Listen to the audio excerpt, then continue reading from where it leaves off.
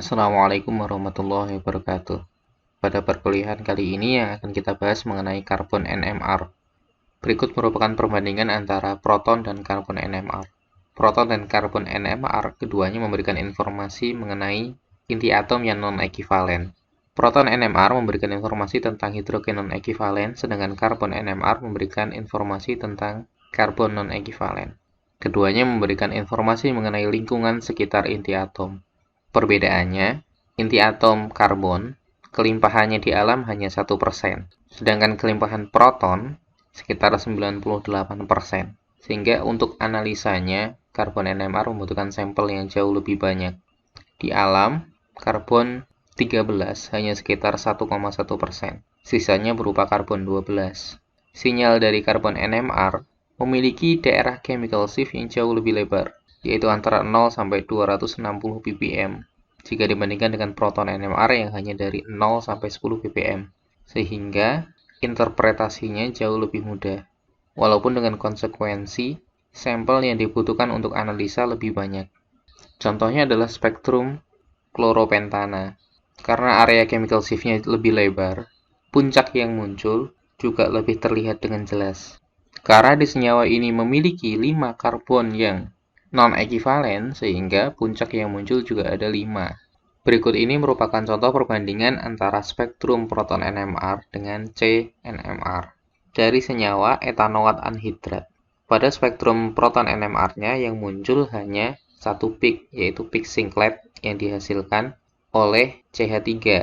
2 CH3 di sini ekivalen sehingga dia muncul satu peak singlet. Nah, kalau kita baca menggunakan karbon NMR, yang muncul adalah 2 peak. Peak yang pertama mewakili C yang mengikat 3H, dan peak yang kedua mewakili C karbonil yang ada 2, yang ekivalen. Mode ini adalah mode total decoupling, yang tidak ada coupling dengan hidrogennya, sehingga semuanya muncul dalam bentuk singlet.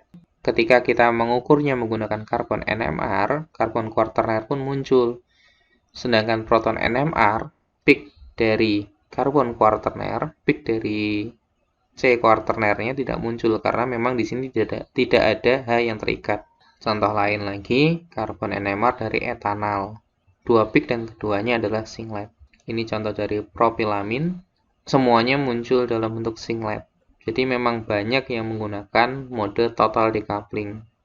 Chemical shift dari karbon NMR sendiri dipengaruhi oleh beberapa hal. Yang pertama adalah gugus elektronegatif yang terikat dengan karbon. Makin elektronegatif, chemical shift-nya juga semakin besar. Contohnya di sini CH4, chemical shift-nya untuk karbon NMR sekitar -2. Ketika dia terikat dengan NH2 menjadi 27, dengan O50 dengan F75. Jadi semakin elektronegatif, chemical shift-nya juga semakin besar atau semakin downfield. Elektronegatif juga berpengaruh terhadap panjang dari ikatannya. Semakin jauh dari atom yang elektronegatif, chemical shift-nya semakin rendah atau semakin upfield. Ini daftar dari chemical shift rata-rata karbon yang memiliki orbital sp3. Semakin hanya tergantikan oleh karbon yang lebih elektronegatif dibandingkan dengan H, maka karbon akan lebih disiled, yang artinya chemical shift-nya juga bertambah besar. Jadi faktor kedua yang berpengaruh terhadap chemical shift adalah hibridisasi dari karbon. Efek dari hibridisasi, salah satunya adalah karbon dengan hibridisasi sp3 lebih shielding dibandingkan dengan sp2, sehingga dia lebih upfield atau chemical shift-nya lebih kecil. Sebagai gambaran pada senyawa ini, karbon sp2-nya memiliki chemical shift sekitar 114 sampai 138 untuk aromatik 126 sampai 142, sedangkan yang sp3 hanya sekitar 36. Pun demikian dengan senyawa yang ada di bawah. Ini beberapa nilai chemical shift rata-rata yang lain.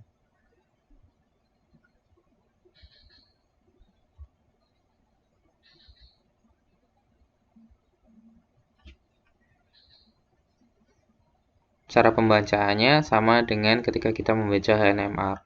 Jadi yang perlu diperhatikan adalah berapa banyak karbon non-ekivalen yang muncul, kemudian kita perhatikan chemical shift-nya, setelah itu kita interpretasikan gabungan keduanya antara gugus fungsinya apa, kemungkinan karbon yang muncul berapa.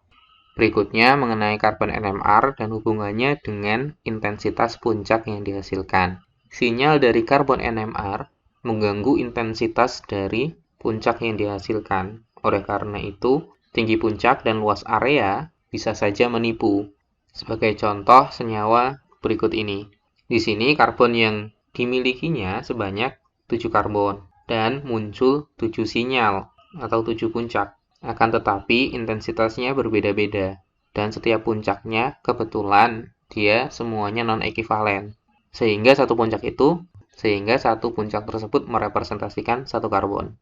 Kemudian tentang kopling yang terjadi antar inti atom, kemungkinannya yang pertama adalah kopling antara karbon dengan karbon yang menghasilkan splitting.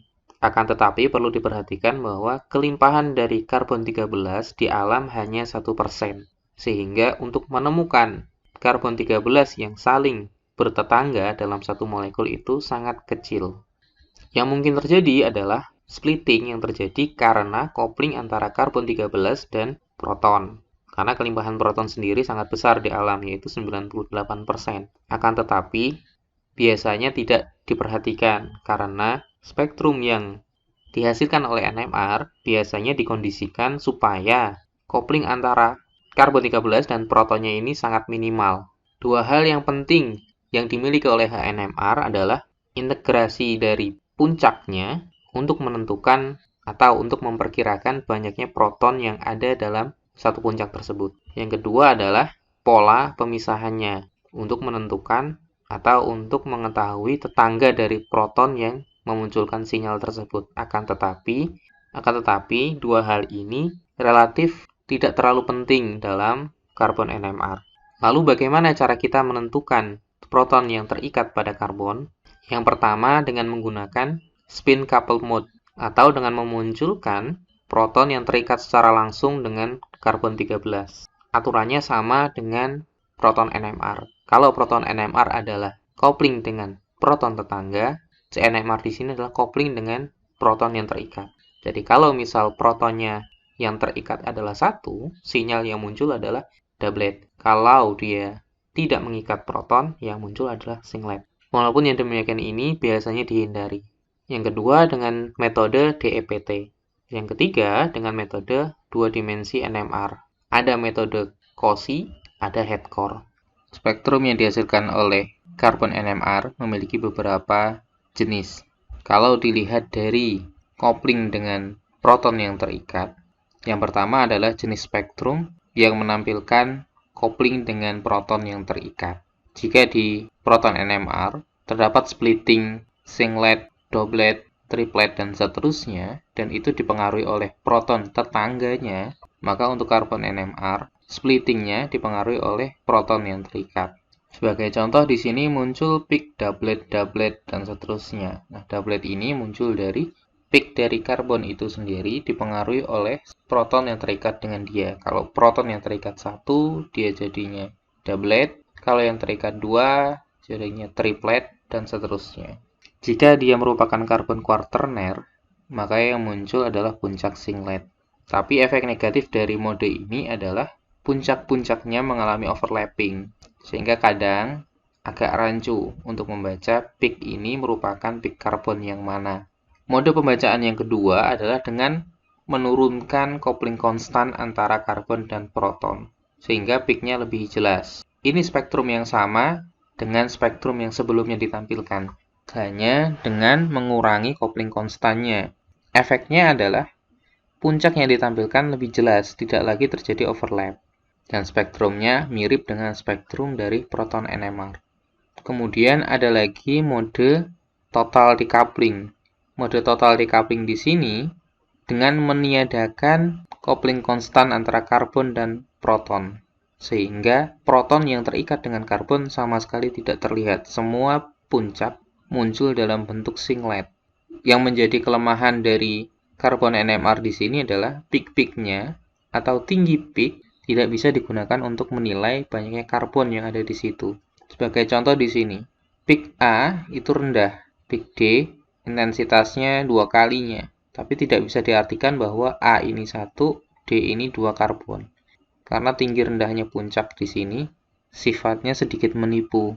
Yang bisa kita identifikasi di awal adalah peak yang rendah atau intensitasnya rendah merupakan karbon-karbon kuarterner. Metode kedua yang digunakan untuk menentukan hidrogen yang terikat dengan C dinamakan DEPT. DEPT ini sifatnya dia mempolarisasikan karbon berdasarkan hidrogen yang diikat. Metode yang dilakukan, yang pertama, mengukur spektrumnya seperti biasa dengan menghilangkan semua kopling hidrogen. Yang kedua, merubah kondisi dari instrumen sehingga CH3 dan CH sinyalnya positif ke atas. CH2 sinyalnya menjadi negatif atau turun ke bawah dan kuarterner sinyalnya tidak muncul. Gambarannya seperti berikut. Senyawa ini memiliki 9 karbon non-ekivalen. Ada CH3, ada CH2, ada juga yang kuarterner. Nah, pengukuran yang pertama dilakukan sinyalnya semuanya positif ke atas. Tetapi dengan mengubah sudut medan magnet dan pengkondisian tertentu, yang muncul selanjutnya adalah CH3 dan CH positif ke atas, sedangkan CH2 turun ke bawah. Kuarternernya yang di sini diwakili oleh karbonil tidak muncul dalam spektrum ini. Ada DEPT 135, ada DEPT 90 derajat, ada DEPT 45 derajat. Yang membedakan apa? Sinyalnya yang muncul akan berbeda-beda. Contohnya DEPT 135. Di sini sinyal positif ditunjukkan oleh CH dan CH3. CH2 menjadi negatif. DEPT 90, CH positif, sinyal yang lain tidak muncul. DEPT 45, kuarterner tidak muncul, CH, CH2, dan CH3 positif ke atas. Jadi penggunaannya sesuai dengan kebutuhan. Berikut ini merupakan contoh spektrum DEPT dari 1,3 dimetilbenzen. Senyawa ini memiliki 8 karbon. Akan tetapi sinyal yang muncul di spektrum normalnya hanya 5. Kenapa? Karena di sini CH3 di sini dengan CH3 di sini adalah ekivalen. Akan muncul jadi satu peak. Ini dengan ini juga satu peak. Ini jadi satu, ini jadi satu, ini muncul sendiri. Hingga sinyalnya kalau dihitung ada 1, 2, 3, 4, dan 5. Spektrum normalnya dengan sudut 0 derajat, semuanya ke atas. Kemudian ketika ditembakkan dengan 45 derajat, karbon kuarternernya tidak muncul. Dan ketika 90 derajat, hanya karbon CH yang muncul, karbon yang lainnya dihilangkan. Kemudian untuk 135, CH dan CH3 ke atas, kuarternernya tidak muncul, dan CH2, jika ada CH2, dia akan negatif ke bawah. Contoh lain dapat kalian amati dari spektrum asam antralinat berikut ini. Jadi yang paling sering digunakan adalah DEPT 135 derajat, yaitu di mana CH3 dan CH akan positif ke atas, sedangkan C kuarterner tidak muncul, dan CH2 jika ada dia akan negatif ke bawah.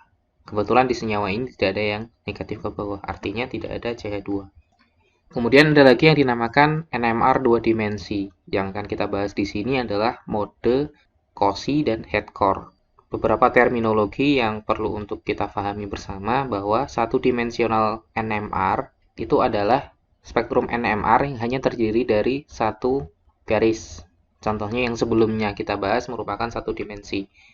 Kemudian jika ada dua dimensi NMR, itu akan ada dua garis. Ada garis vertikal, ada garis horizontal. Vertikal dan horizontalnya bergantung dengan mode yang dipakai dalam analisa NMR. Mode yang pertama namanya Cauchy atau Correlated Spectroscopy. Dia menghubungkan antara dua spektrum. Nanti akan ada contohnya. Kalau misal ada proton-proton Cauchy, dia akan memberikan informasi spektrum proton mana saja yang saling berinteraksi atau saling memberikan couplingnya. Koordinat X dan Y dari cross-peak merupakan proton-proton yang saling memberikan coupling spin. Contohnya senyawa metiletilketon dengan spektrum Cauchy sebagai berikut. Di sini ada garis vertikal dan ada garis horizontal. Di tengah-tengahnya ada titik-titik. Nah, titik-titik inilah yang nanti di dua dimensional NMR yang kita baca untuk menentukan peak mana saja yang saling berinteraksi. Bagaimana cara interpretasinya? Yang pertama, kita gambarkan garis diagonal yang ketika ada tiap bercak di sepanjang garis tersebut menunjukkan H yang terikat oleh karbon yang saling berinteraksi. Kemudian yang kedua, kita gambarkan garis sejajar sumbu X dan sumbu Y, yang itu menunjukkan konektivitasnya atau hubungan antar protonnya. Contohnya, senyawa tadi, kita gambarkan garis diagonalnya. Nah, titik-titik ini menunjukkan hubungan antar proton. Kemudian, kita tarik garis horizontal dan vertikal. Ini menunjukkan apa? Menunjukkan bahwa proton di sini yang segaris dengan titik ini, dia memiliki hubungan dengan proton yang di sini. Jadi ini proton yang pertama akan kopling dengan proton yang ketiga di sini. Nah, sedangkan proton yang ada di tengah, dia ketika ditarik vertikal ke atas atau horizontal, dia tidak bertemu dengan bercak manapun. Artinya apa? Proton ini tidak memiliki tetangga atau tidak berinteraksi dengan dua peak sebelahnya. Artinya dia terisolasi. Metode yang kedua dinamakan head core. Bentuk spektrumnya mirip dengan yang sebelumnya. Hanya saja di sini sumbu X dan sumbu Y-nya digantikan oleh proton dan karbon NMR. Koordinat yang dihasilkan oleh cross peak merupakan sinyal dari karbon dan proton yang dia ikat. Jadi cross peak-nya menunjukkan koneksi antara karbon yang mana terikat dengan proton yang mana. Contoh adalah spektrum berikut. Bentuk analisanya kita gambarkan berdasarkan garis vertikal dan horizontalnya. Artinya di sini yang di sebelah kanan, yang garis vertikal merupakan proton NMR, sedangkan horizontalnya merupakan karbon NMR. Dan garis vertikal dan horizontalnya menunjukkan karbon nomor 4 ini terikat dengan proton nomor 4. Dan seterusnya. Ini juga sama, ditarik vertikal dan horizontal. Akan menunjukkan hubungan antara proton dan karbonnya. Analisanya sebagai berikut jadinya. Nah, dari sini bisa diketahui karbon ini terikat dengan proton yang mana, seperti itu. Mungkin demikian presentasi dari saya. Jika ada pertanyaan, silakan disampaikan. Assalamualaikum warahmatullahi wabarakatuh.